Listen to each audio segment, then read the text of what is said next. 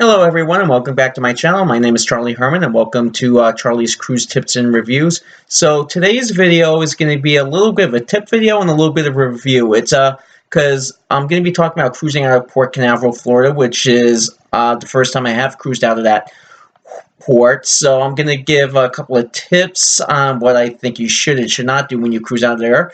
And I'm going to review the cruise port and terminal itself a little bit. So here we go. First of all, as I just said, this is my first time going out of Port Canaveral, and surprisingly, it was a very pleasant experience. Now, I have cruised out of other ports in Florida before, i.e., Port Everglades, and it wasn't the best experience. So cruising out of Port Canaveral, surprisingly, was very surprisingly, it was easy. It was easy. Now, I was told a couple of horror stories about that port, but that more so was about getting to the port from Orlando International Airport. So that's the first thing I want to talk about when you travel for your cruise out of Port Canaveral. You don't have a choice. It's not like when you go out of Miami where you could go into West Palm Beach, Fort Lauderdale, Miami, where you can choose one of the three airports and rent a car, take Virgin Trains America, what used to be called Brightline, but now Virgin Trains America, or the Tri-Rail, or any other form of transportation. You don't have a choice here. You have to fly into MCO. Now, I have not flown into Orlando International Airport in almost 15 years, but I will tell you, the airport has not changed at all. Everything is in the same place it used to be. I don't know what the new terminal is going to look like when it opens in a couple of years, but I would assume it's going to be more futuristic and easier to maneuver around. But this terminal is still, if you've been there before, everything is in the same place, so it's very easy to get around. One thing that did change about the terminal, though, is if you've ever flown into that airport before, you know about the people movers, the automatic people movers, the little trains. They have replaced the glass doors when you get on and off the trains, because it used to be all glass doors with a Star Wars theme, which I was quite surprised about, because those doors were always glass. They were always clear. You could always see the train coming in and leaving. So I was a bit surprised by that. But I guess with all the Disney build-up over the new Star Wars park at Disney, that was part of the deal with it, was to put those doors on the AGP. Okay. Another thing I'm going to say, when you cruise out of Port Canaveral and you're flying in to Orlando, is rent a car. I'm not going to sugarcoat it. Rent a car, especially if you're a group of people, say 3, 4, 5, 6 people, unless you're traveling by yourself, in which case you don't want to rent a car and you don't want to spend all the extra money on a rental car. You'd rather just Uber back and forth. That's fine. But my friends and I, there were 3 of us, we took an Uber from the airport to the cruise port, not the cruise port, but to our hotel in Cocoa Beach, and it cost us about $75, so about $25 per person. For the same money, we all could have just rented a car, split it 3 ways, and could have come and go as we please. And we also had to Uber all over around Cocoa Beach from the hotel to out to dinner and then back to our hotel that night, as well as to the cruise port the next morning. So actually, we would have saved money if we rented a car. But so if you have more than 2 people and you're cruising out of Port Canaveral, I'm going to say from Orlando, just rent a car. It'll make your life a whole lot easier.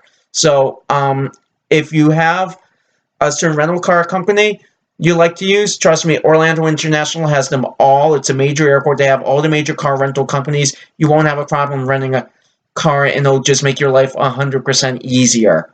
The next thing I'm going to say about, as I said, we stayed in Cocoa Beach. We stayed at the Hampton Inn in Cocoa Beach. Cocoa Beach is a beautiful little beach town. It's about, the hotel we stayed at, about 15-20 minutes from the port itself. As I said, we Ubered back and forth. It's a nice little beach town. There are a couple of different hotel rows. It's not in the middle of nowhere, which someone led me to believe. If you stay in Cape Canaveral, there's nothing there, none this, none that. That's not really true. Especially, you stay in Cocoa Beach, there's plenty to do. If you rent a car, you can go back and forth as much as you want. And if you don't, as I said, you can Uber. So it's not that big of a deal. But I would definitely recommend, if you are cruising out of Port Canaveral, is you want to stay in Cocoa Beach, because it's beautiful there. It's low-key, and it's just, as I said, it's a nice little beach town, and you can't go wrong there. And there are plenty of different hotels to choose from. Now, I'm going to talk now about the cruise terminal itself. First and foremost, it seemed a lot more organized cruising out of Port Canaveral than I have out of Miami, Fort Lauderdale, even San Juan. And San Juan, actually, when you go on Carnival out of San Juan, is very organized. But this seemed to be the most organized out of any cruise port I've ever, any embarkation port I've ever been to before. So that was very surprising that they had it more together than anyone else had, considering how many cruises I have been on. They were very well staffed. All the embarkation staff knew exactly where to send you. It was very well organized, and I can't say enough about how easy it was, actually. And I know I've said it a few times, but it was that easy to go out of Port Canaveral. Now, all the cruise terminals seem to be very new, built within the last 10, maybe 15 years. Our terminal seemed to be, couldn't have been older more than 10, 12 years. It resembles a little bit of the cruise terminal that Carnival has in Miami, which is only about 13, 14 years old. It sort of resembled a little bit. I won't say it's the exact same architecture, but it did remind me a little bit of the terminal in Miami for Carnival, the terminal we had for Norwegian in Port Canaveral. Also, as I said, they were so organized. We were literally boarding the cruise ship at 10:45 a.m., and I have never had experienced a boarding begin that early in my life. So it was the easiest boarding I've ever had, and literally we got to the cruise port about 10:15. Half an hour later, we're getting on board the ship. The check-in process was simple. They had everything well marked. They had plenty of seating within the terminal, so there was no one standing around looking for seats like you might see in some other cruise terminals. Everyone, as soon as I got there, was able to find a seat, which was really surprising, because sometimes I've experienced it before where you're walking around constantly just looking for a seat. There was plenty of seating in that terminal, so that was another nice surprise.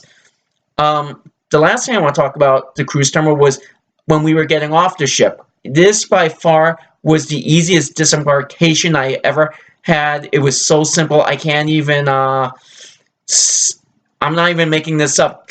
It was literally the easiest getting off the ship I've ever had, because they were using facial recognition for U.S. Customs, in which case they take a picture, they match it up with your passport and your key card, because that's what they use for your picture when they swipe your key card. They swipe your passport, so that automatically goes into their recognition program when you get on and get off the ship. And it was just so easy. Literally, the line to get off the ship did not stop at all. Sometimes you have a stop in the line, it stops for 2-3 minutes, and it starts again. It did not happen at all this time, because the line just kept moving because the biometric facial recognition. So it was so easy.